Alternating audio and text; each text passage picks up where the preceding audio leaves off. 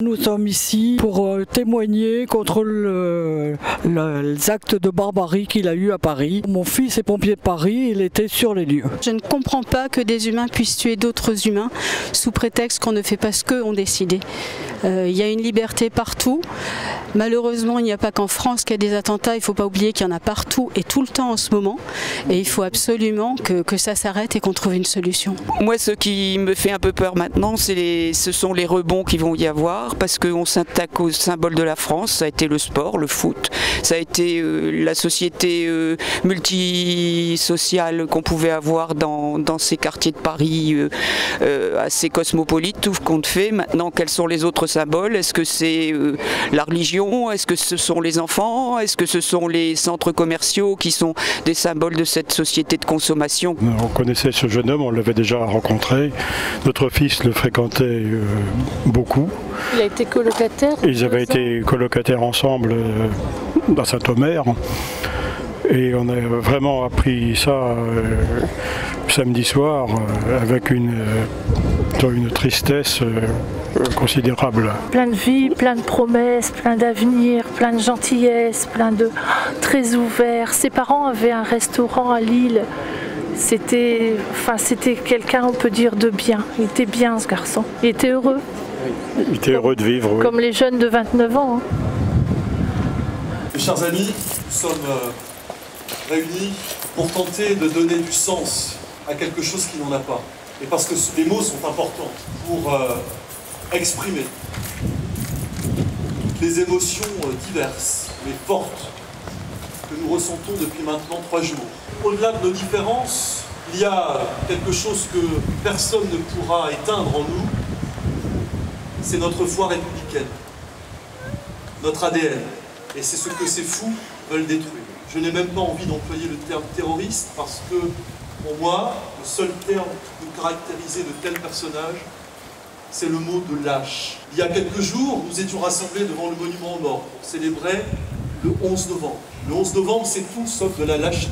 Il y a un siècle, les femmes qui étaient ici, les mères, les épouses, les sœurs, ressentaient énormément de douleur.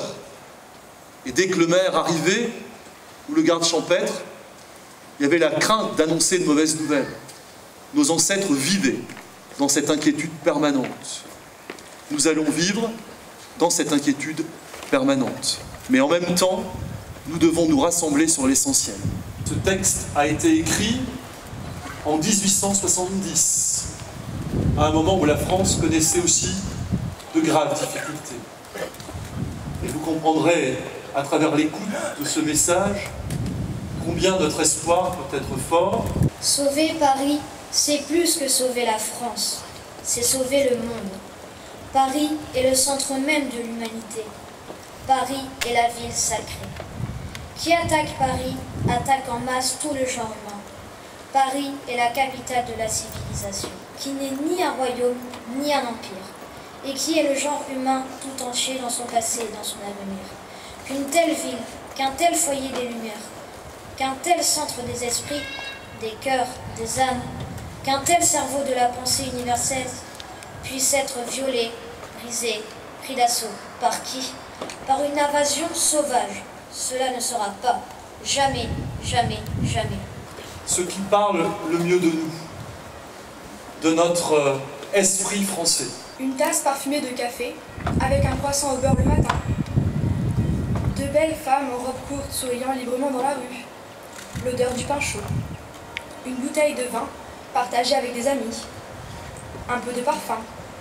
Des enfants qui jouent dans le jardin du Luxembourg. Le droit de ne pas croire en un quelconque dieu. Ne pas s'inquiéter des calories.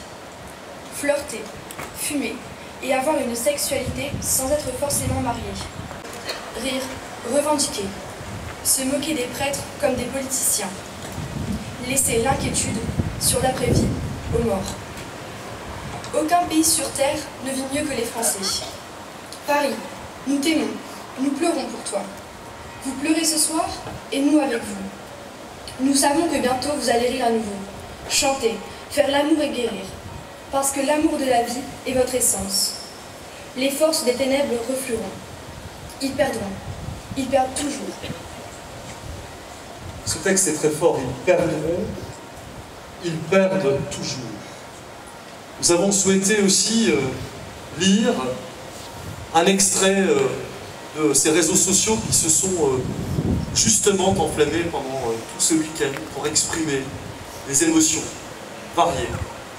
Et Arthur Lamblin va nous lire maintenant un texte. Nouvelle escalade de la terreur, de lâcheté, mais ces actions ne réveilleront aucune haine en moi, car ces personnes auraient gagné. Je suis dégoûté, bien sûr, mais je garde mes valeurs sur lesquelles je me suis construit. Cette haine est la leur, pas la mienne. Que ces actes rassemblent notre pays. Continuons à écouter de la musique, à faire ce que nous aimons. Ne cédons pas à la peur, soyons forts. Ils ne prendront pas ce qui nous est le plus cher. Notre liberté, notre culture et notre façon de vivre. Nous avons reçu beaucoup de messages de fraternité, de soutien, notamment ceux de nos amis africains avec lesquels nous vivons un très beau jumelage de coopération. Khalidou Kébé, que vous connaissez, qui est venu à nos voeux il y a maintenant 2 ans, a souhaité écrire un petit texte que Peggy Robert, maintenant, va vous lire. Je voudrais simplement rappeler une chose. Le seul poilu de ma vie que j'ai fréquenté, que j'ai pu voir rapidement, c'est à Selinké Niobali. Il est sans doute décédé. Ça veut dire que des gens de très loin sont venus pour défendre notre liberté. Notre vie est traversée d'interrogations et de questionnements diverses. Elle est parsemée de découvertes et de doutes. Elle est, tour à tour, vouée à l'émerveillement et au découragement, suscitée par des rencontres, blessée ou stimulée de nouveau par des séparations ou des pertes. Notre vie est enfin nourrie par tout l'humus de l'existence, grâce auquel nous pouvons faire face, nous tenir debout, et ainsi construire notre quotidien. Il nous appartient, ce faisant, d'accueillir, de protéger et d'agrandir l'héritage que nous avons reçu. Cet héritage est celui de la liberté, de l'égalité et de la fraternité. Cet héritage fait les envieux, les terroristes. Et le terrorisme ne vise qu'à bafouer nos valeurs les plus fondamentales. Alors, à nous de ne pas céder, à nous de porter nos cicatrices avec honneur, à nous de penser nos blessures, à nous de les honorer, car elles disent aussi que nous avons survécu et que cela nous a rendus plus forts ou plus lucides. Par ce message, je rends hommage à toute victime du terrorisme à travers le monde. Par ce message, je rends hommage à tous les défenseurs de la liberté, de l'égalité et de la fraternité. Vive la paix et vive ma douce et aimable France. Je voudrais terminer par un texte. J'étais comme vous profondément meurtri en regardant notamment ces visages. Ils étaient beaux, ils étaient jeunes. Ils avaient l'avenir devant eux. Et hier, c'était très dur. Je pense aux familles. Et c'est un texte d'un journaliste qui s'appelle Simon Castéran, qui, avec beaucoup de lucidité et en même temps beaucoup de froideur, malgré le deuil qu'il rencontre, celui de sa cousine, a souhaité écrire une lettre. Et il a intitulé cette lettre « Oui, je suis un pervers et je suis un idolâtre. Mon cher Daesh, j'ai bien lu ton communiqué de presse, victorieux. Comme on l'imagine, tu dois être heureux du succès de tes attaques menées vendredi soir à Paris. Toutes mes félicitations. Grâce à tes happenings sordides et sanglants, la marque Daesh est plus forte que jamais. Elle a même effacé jusqu'au souvenir d'Al-Qaïda qui, à côté de toi, semble désormais presque raisonnable.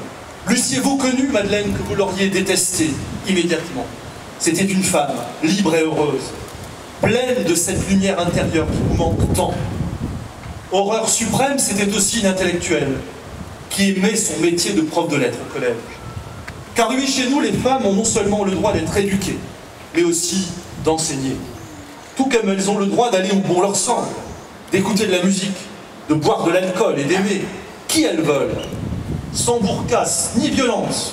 Bref, de jouir de cette liberté qui nous fait tant horreur, et dont Paris, je cite, la capitale des abominations et de la perversion, dis-tu, s'est fait depuis longtemps la représentante.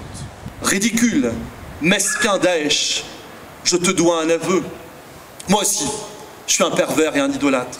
J'aime la vie, le métal, les restos, et parfois même regarder un match de foot. Mea culpa, mea maxima culpa. Ma religion n'est pas faite de chair et de sang comme la tienne, mais de chair et d'espoir. Aussi, si tu veux un bon conseil, mon cher Daesh, dépêche-toi, car l'histoire est sur tes talons. Et déjà, les lumières que tu veux éteindre menacent le califat d'un autre âge. C'est la création divine que tu détruis, ce qui fait de toi un impie, un pécheur, encore plus coupable que le croyant que tu exècres, ou les païens que nous sommes. Mais cela, les hypocrites ne le savent pas.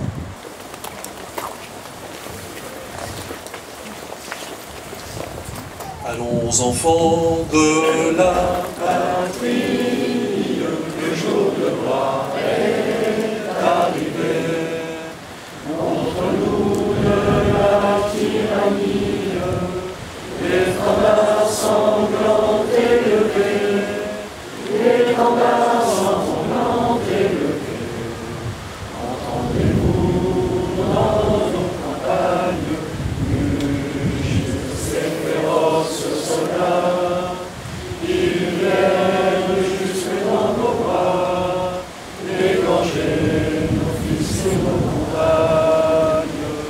Aux armes, citoyens, formez vos bataillons, marchons, marchons, d'un sang impur, abreuve nos sillons.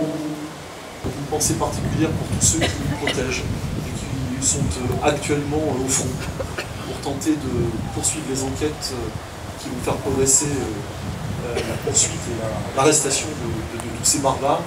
Et je voudrais aussi avoir une pensée profonde pour tous les personnels soignants. Avoir dans nos cœurs pensée pour ceux qui ne sont plus, mais aussi ceux qui sont et qui doivent vivre avec. Vive la France, vive la République.